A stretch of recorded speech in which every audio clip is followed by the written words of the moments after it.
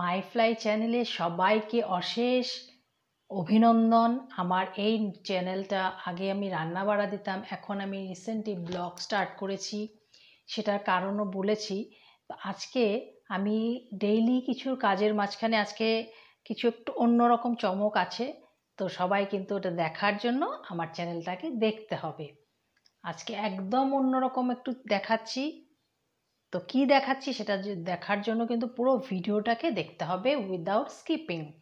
আর যারা নতুন দেখছেন সবাইকে খুব অনুরোধ করছি যেন আমার চ্যানেলটাকে সাবস্ক্রাইব করেন, তবে অনেক কিছু আগামীতে দেখার মতো আছে। আমি ডে বাই ডে রোজ কিছু দেখাতে থাকবো।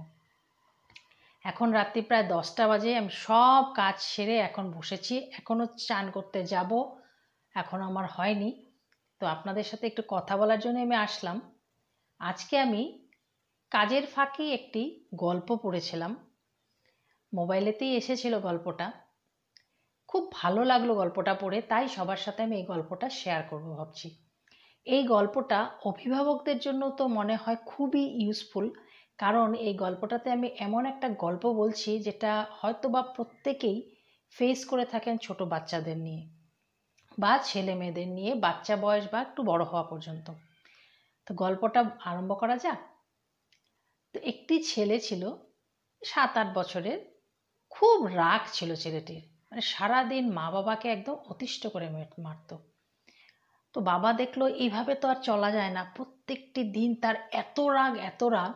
তো একটা বুদ্ধি বার করা গেল, বাবা একটা বুদ্ধি বার করলেন। বাবা একদিন ছেলেটাকে ডেকে বললেন, শোনো বাবা, তোমাকে আমি আদেশ দিচ্ছি যে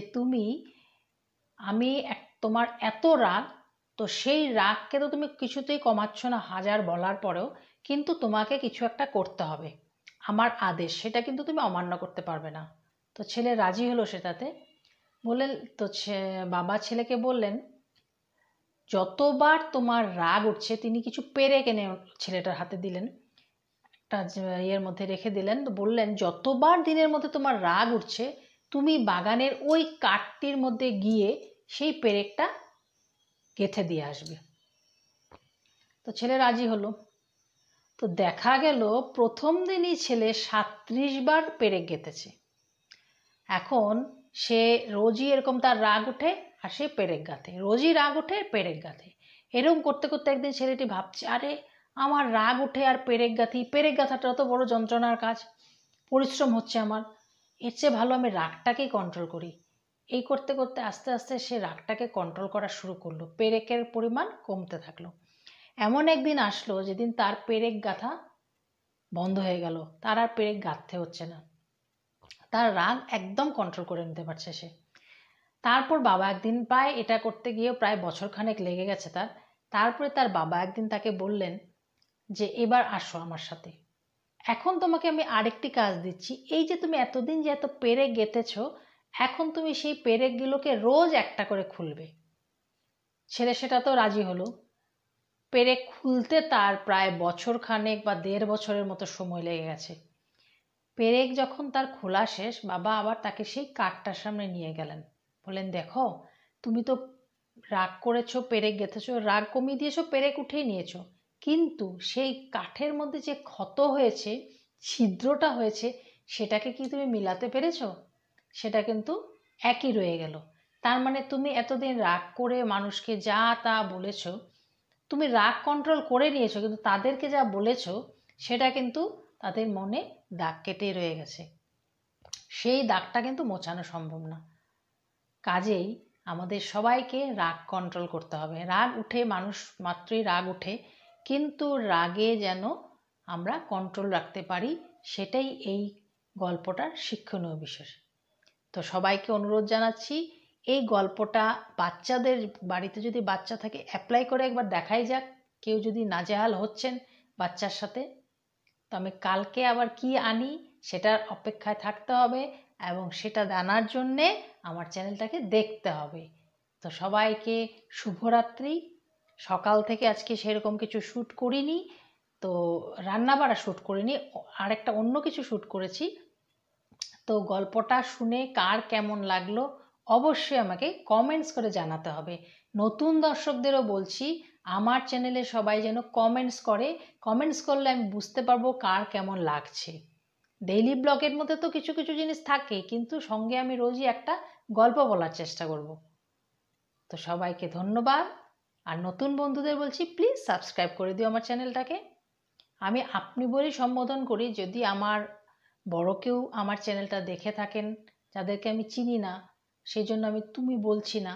আমার সমবয়সী কেউ থাকলে তাদের জন্য তুমি, ছোটরা থাকলেও তোমাদের জন্য তুমি। তো কেউ ছোটরাও যদি কেউ দেখে থাকো, আমার এই গল্পটার থেকে কিছু শিক্ষা নেওয়ার চেষ্টা করবে। তো সবাইকে অশেষ ধন্যবাদ।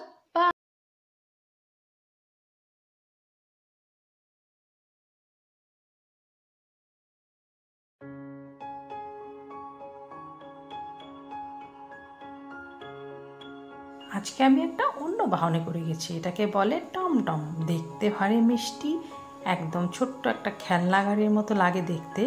আমি আজকে এই ভিডিওটা করে একটা জিনিস দেখানোর চেষ্টা করেছিলাম। এই রাস্তাটা দিয়ে গেলে এই পাহাড়টা যখন একদম সামনে আসে ভীষণই সুন্দর লাগে, কিন্তু টমটমের ভেতর থেকে আমি সাইডের দৃশ্যটা দেখতে পাচ্ছিলাম। আর বাইরে মোবাইলটা বার করা যাচ্ছিল না, এত গাড়ি ঘোড়া যাচ্ছিল। যদিও ট্রাফিক এই রাস্তাটাতে একটু কম ছিল। তো এই টমটম গাড়ি করে আমি যাওয়ার সময় এখানে কিন্তু আমাদের ইন্টারন্যাশনাল খেলা যে হয় সেই স্টেডিয়ামটা আছে। তো আমি এই স্টেডিয়ামটাকে বলে বর্ষাপাড়া স্টেডিয়াম, সেই বর্ষাপাড়া স্টেডিয়ামটাও দেখাবো। এই রাস্তাটা দেখতে খুবই সুন্দর, একটু শান্ত পরিবেশ এই রাস্তাটার। আর রাস্তাটা দিয়ে যেতে যেতে সোজা যখন দেখা যায় পাহাড়টা ভীষণই সুন্দর লাগে। অল্প অল্প দেখাচ্ছি, আমি যেদিন বাইকে যাব আমি পুরোটা একদিন নিশ্চয়ই দেখাবো। এটা সাউথ পয়েন্ট স্কুল গেল, এটা হচ্ছে সেই স্টেডিয়াম যেখানটায় আমাদের ইন্টারন্যাশনাল খেলাগুলো হয়। এই জায়গাটা যখন খেলা হয় তখন খুবই জাঁকজমক, লাইটে একদম ফোকাস, আমাদের বাড়ির থেকেও দেখা যায়। তো এই জায়গাটিতে যেতে যেতে সবুজের সমাহারও ছিল, সাথে সুন্দর সুন্দর বিল্ডিংও দেখা যাচ্ছিল। তো এখান দিয়ে এই হচ্ছে আমাদের স্টেডিয়ামটা। আমি একটু আগে ভুল করেছিলাম, এই স্টেডিয়ামটা। তো এই স্টেডিয়ামটা আমি গাড়ির থেকেই তুললাম। এখানেই আমাদের সেই ইন্টারন্যাশনাল খেলাগুলো হয়। তো এই পাহাড়টা আমি একটু সাইড থেকে দেখাচ্ছি, প্রমিস করলাম আমি নিশ্চয়ই দেখাবো। ভীষণই একটা সুন্দর দৃশ্য এই পাহাড়ের দৃশ্যটা। তো এখানে আমাদের যাওয়ার পথে ছোট ছোট দোকানও দেখতে পাওয়া যাচ্ছে, বেশ সুন্দরই লাগছিল যাওয়ার সময়। এই যে টমটম গেল আমার পাশ দিয়ে, ব্লু কালারের, এটাই হচ্ছে টমটম, জাস্ট লাইক একটা খেলনা গাড়ি। দেখতে খুব মজা লাগে আর বসেও খুব মজা লাগে, মনে হয় একটা বাক্স, ছোট্ট একটা বাক্সর মধ্যে বসেছি, টুং টুং টুং টুং করে চলছে। অন্য গাড়ির তুলনায় অনেক ছোট এবং